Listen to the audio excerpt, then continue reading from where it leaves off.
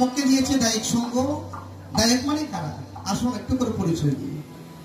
কেন মা সূচনাটা যদি না বুঝেন তাহলে কীর্তনটা বুঝতে আমাদের অসুবিধা হয়ে যাবে। আমার মনে হয় চট্টগ্রামের মধ্যে এই প্রথম দায়িক সঙ্গ আর এই ভগবান তথাগত সম্বন্ধ কীর্তন দিয়েছে। এরকম দ্বারা আমরা আর কখনো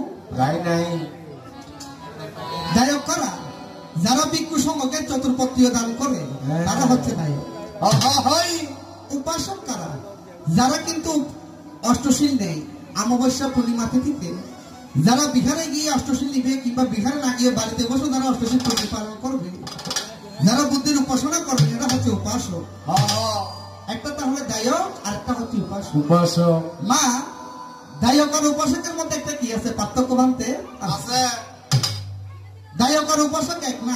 অনেকে মনে করে আমরা অমুক উপাসক তমুক উপাসক, আসলে না। যেমন আমরা যখন কোনো বিহারের নাম বলি, বলে দিই ইনি অমুক বিহারের দায়ক, কিন্তু কখনো বলি না ইনি অমুক বিহারের উপাসক, এটা বলি না। পদুয়া সাক্ষ্যমণি বিহারের উপাসক বাবু অমুক বড়ুয়া, এটা বলি না, দায়ক বলি। কেন?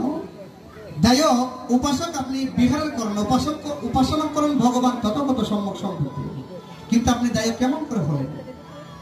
যখন আপনি এই পদুয়া গ্রামের মধ্যে অবস্থান করে যখন পদুয়া সাক্ষ্যমণি বৌদ্ধ বিহারে মনে করেন যিনি বিহার অধ্যক্ষ রয়েছেন পরম শ্রদ্ধেয় পরমানন্দ ভান্তে, যখন আপনারা পরমানন্দ ভান্তেকে 4টা দিনে চতুর্পত্তীয় দান করবেন, তখন হচ্ছে আপনারা কি দায়ক। যেমন আপনারা ভিক্ষু সঙ্গকে আহার দান করেন না মা? আহার দান করেন, বিহার দান করেছেন মানে শয়নাসন দান করেছেন, বেশোজা দান করেছেন। বেশোজা মানে কি? যখন পরমানন্দ ভান্তে কখনো অসুস্থ হয়ে যাবে তখন আপনারা দায়ক গিয়ে ভান্তেকে দেখার বিধান আছে। এই দেখুন পরমানন্দ ভান্তে একজন কোটিপতির ছেলে, তো তিনি যখন কোটিপতি ছেলে, নিজের বাড়িঘর রয়েছে, মাতা পিতা রয়েছে, তিনি সবকিছু ছেড়ে যখন বিহারে চলে এসেছেন তখন ওনার কাছে আর ওনার মাতা পিতা নেই, ওনার বাড়িও নেই। তখন দায়িক সঙ্গ হচ্ছে ওনার মাতা, ওনার ভক্ত। ঠিক আছে মা? উনি যখন অসুস্থ হবেন তখন একমাত্র ভক্ত যারা থাকবে, দায়িক যারা থাকবে, ওনাদের কর্তব্য তিনি অসুস্থ হলে শুকিয়ে ধুকিয়ে ওনাকে কি করতে হবে? এটা হচ্ছে দায়ক। আমি হচ্ছে সে দায়কের পক্ষে। আর আমার পরম শ্রদ্ধেয় গুরু বাবু বিকাশ দত্ত মহোদয়, ওনার প্রতি আমার ভক্তি রয়। উনি আজকে শিখিয়েছেন বলে আমি শিখেছি, উনি আজকে বলার সুযোগ করে দিয়েছেন বলে আমি বলছি। তো গুরুরে জানি না আজকে কেমন হয়, আমার মনে ভীষণ বড় ভয় আপনার মানটুকু কি আমি রক্ষা করতে পারবো। তারপরেও দেখি গুরু শিষ্য কতটুকু লড়াই করতে পারে। আমার ধুবু ডুবু তরি কেমন যাব পারি, আমার হালের বৈঠা খাইল রে গুনে। দয়াল দয়াল গুরু তুমি আজ আমার বান্ধব কেহ নাই নাই রে, দয়াল গুরু তুমি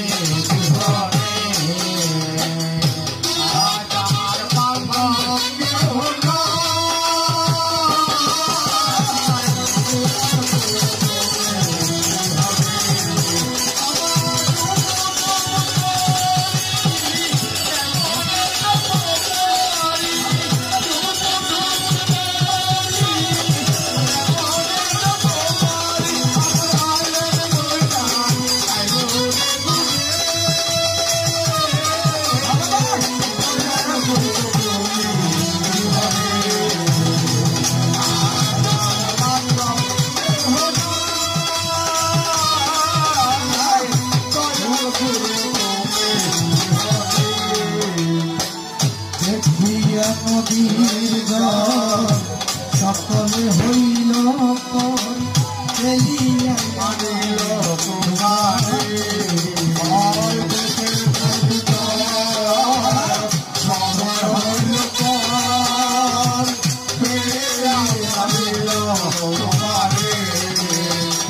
কোথায় আছো দয়াল বাকে তোমার কাঙ্গাল কোথায় আছো দয়াল বাকে তোমার কাঙ্গাল কোথায় আছো দয়াল বাকে তোমার কাঙ্গাল তরাইয়া নাও রুজনি দমে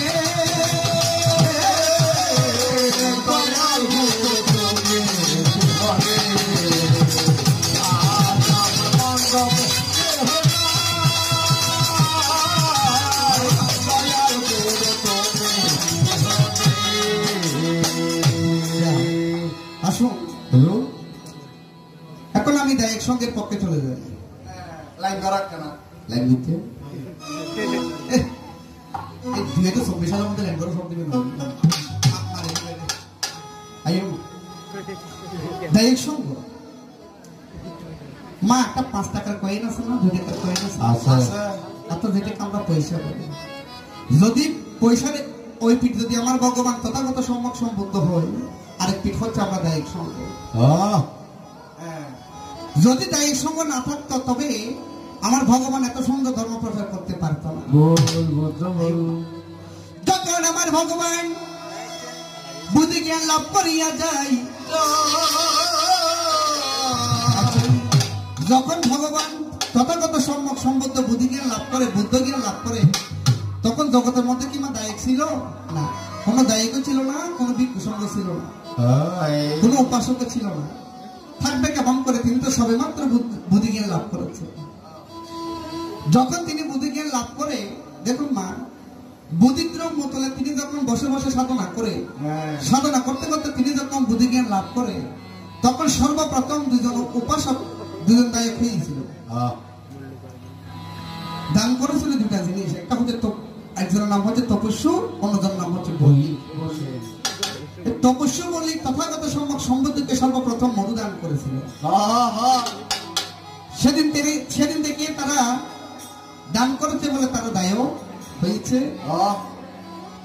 তো সর্বপ্রথম বুদ্ধ বলে তারা যখন বুদ্ধাং শরণাং গাচ্ছামি বলে তখন ধর্ম সঙ্গ হয়নি তারা বুদ্ধাং শরণাং গাচ্ছামি ধম্মাং শরণাং গাচ্ছামি বলছিল অর্থাৎ বুদ্ধাং শরণাং গাচ্ছামি হচ্ছে আমি আজকে থেকে বুদ্ধের শরণ গ্রহণ করলাম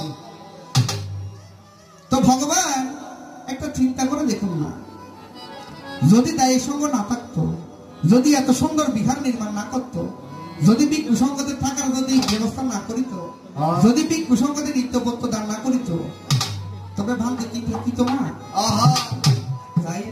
হ্যালো ওনারা সুযোগ্য বিহারাধিপতি পরমানন্দ ভাঙতে তাই ওনারা হাইটের সময় বন্ধ করে দেবেন সময় দিয়ে বন্ধ করে দিবেন বিহার দেওয়া বন্ধ করে দিবেন তাহলে পরমশ্রদ্ধীয় ভাঙতে থাকতে কষ্ট হয়ে যাবে থাকবে না কেন বুদ্ধ বলেছেন সাব্বে সাথে আহার জগতের সকল প্রাণী আহারের অধীন শুধু আহার নয় যদি আপনারা ভিক্ষু সঙ্গকে যদি জীবন না দেন ওনারা জীবন পাবে কোথায় এই জন্য ভগবান বলেছেন দায়িক সঙ্গে যথেষ্ট পরিমাণ একটা ভূমিকা বৌদ্ধ ধর্মে আছে ভিক্ষু সঙ্গ যখন প্রতিষ্ঠা হয় ফোটা তো জিনে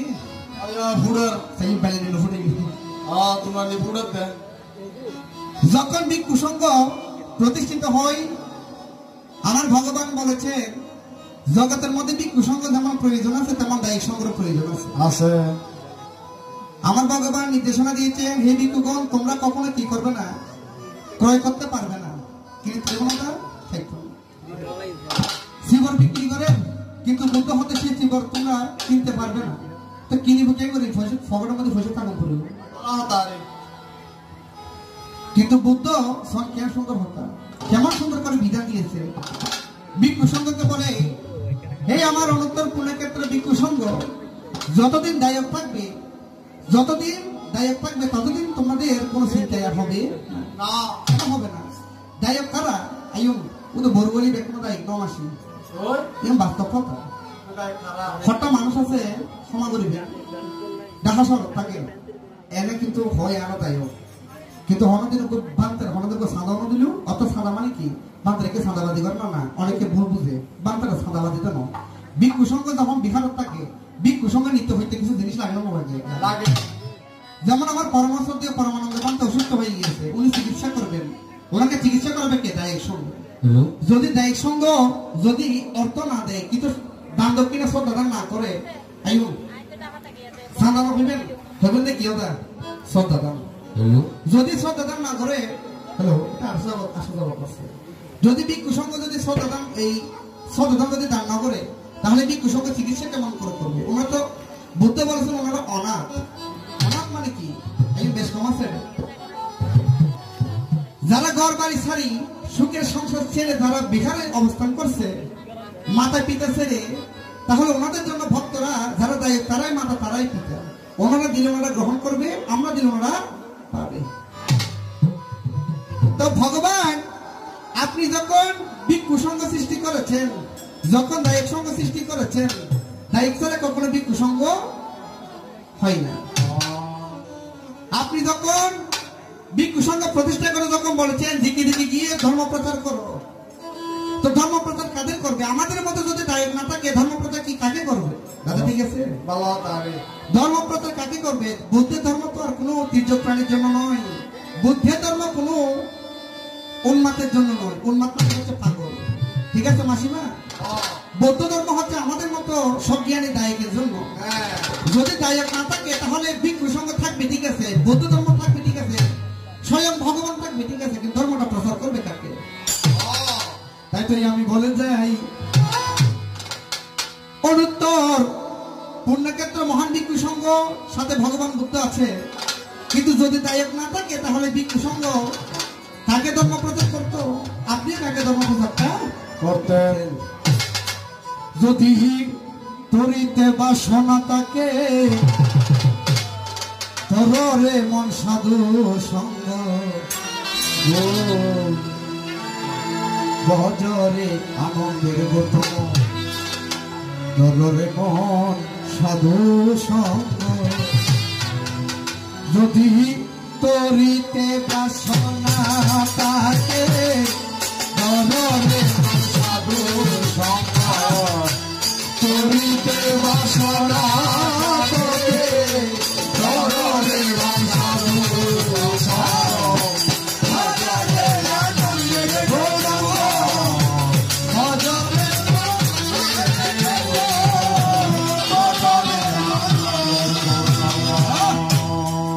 দুর্গুণ যাই না অন্তর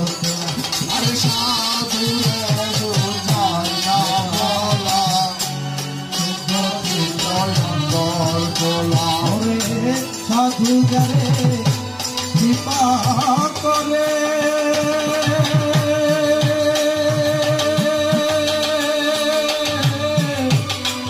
মনরে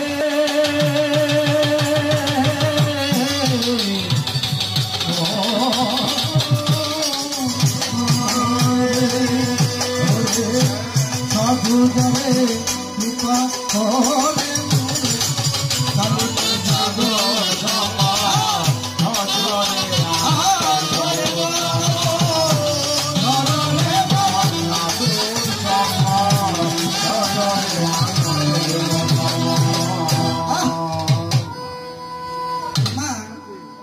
এই সংসারের মধ্যে আমরা এসেছি। আমার ভগবান বলে যখন আপনারা পরপারে পাড়ি দিবে, আপনার ঘরে সুন্দরী বউ আছে, একটা জায়গায় 5টা বিয়ে করার জন্য অসুবিধা নেই, পাকা বিল্ডিং করেছে, কোটি কোটি টাকা ব্যাংকের মধ্যে জমা আছে। আমার ভগবান বলে अनिच्छा बातासंकारा उपद्दा बाया दामिनो उपजित्वा निरुज्जन्तिते संभूत समसुको सब्बै सत्ता मारिन्तिचा मारिसुचा मारिश्वरे ततबाहु मारिस्वामी नत्ति एत संसारे ए संसार समग्र হচ্ছে অনিত্যমা আমার বাড়ি আমার ঘর আমার সবকিছু বলি কিন্তু যাওয়ার বেলার মধ্যে আমার সঙ্গে কেউ যাবে না আমার কোটি টাকা ব্যাংকে আছে না একটা কোর সাথে যাবে না তো বুদ্ধ পবিত্র ত্রিপিটকের মধ্যে বলেছেন যদি যাওয়ার মধ্যে কিছু থাকে সেটা হচ্ছে আপনার কর্মের কর্মফল এই জীবনে যদি আপনি ভালো কর্ম করেন মন্দ কর্ম করেন আপনার এই জীবন যখন চলে যাবে যখন আপনি অশোক বাবুর মতো মারা যাবেন তখন আপনার একমাত্রই আমরা পুণ্যদান করব। আমাদের পুণ্যদান সাথে যে যিনি প্রয়াত হবেন ওনার কর্ম যেরকম আছে, কর্মের ফল যেরকম আছে তেমন কর্মের ফল অনুসারে চলে যাবে। এ দেখো কেন কতই না সুন্দর। আজকে আমরা শ্মশানে গান করছি না, যখন নিঃশ্বাস চলে যাবে তখন আমাদের এই শ্মশানে নিয়ে আসবে সুন্দর দেহ, আর সুন্দর দেহ থাকবে। এই জন্য গানে বলে কি, দেহ তোমার চর মচর বলে পৌঁছে যাবে, শিরায় উপশিরা তোমার ছিন্ন ভিন্ন হবে। দেহ তোমার চর্মচর। আমার নাম বাবা হৃদয় বড়ুয়া, যিনি আজকে আমার গুরু, অভিনয় করবেন জগৎ গুরুর ভূমিকায় বাবু বিকাশ দত্ত মহোদয়। কত সুন্দর তাহার নাম। যখন আমি আপনারা যখন মারা যাব, যখন আমাদের প্রাণ চলে যাবে, যখন আমাদের দেহটা ঘরের মধ্যে থাকবে, তখন মানুষ ব্যক্তিগণ, আত্মীয় স্বজনগণ, আমি তো ছোট, পাড়া প্রতিবেশীগণ গিয়ে বলবে বাবা মাথাটাকে বের করে দেবে, অর্থাৎ মাথাটাকে আনুষ্ঠান করায়, মাথাটাকে একটু বিহার নিয়ে যায়। তখন আমার নাম হৃদয় বড়ুয়া, আপনার নাম সুমনা দেবী, লক্ষ্মী বড়ুয়া, ফুলমতি বালা বড়ুয়া একটাও থাকবে না। তখন চলে যাবেন আন্দোলন কথা মতা। এই দেহ তখন আর দেহ থাকবে না, দেহ হয়ে যাবে তখন পচনশীল একটা বস্তুতে। লাশটা পৌঁছে যাবে বলে, এই মতাটা পৌঁছে যাবে বলে তারপরে শ্মশানে নিয়ে যায়। বলে দেহ তোমার চর মছর গলে পৌঁছে যাবে,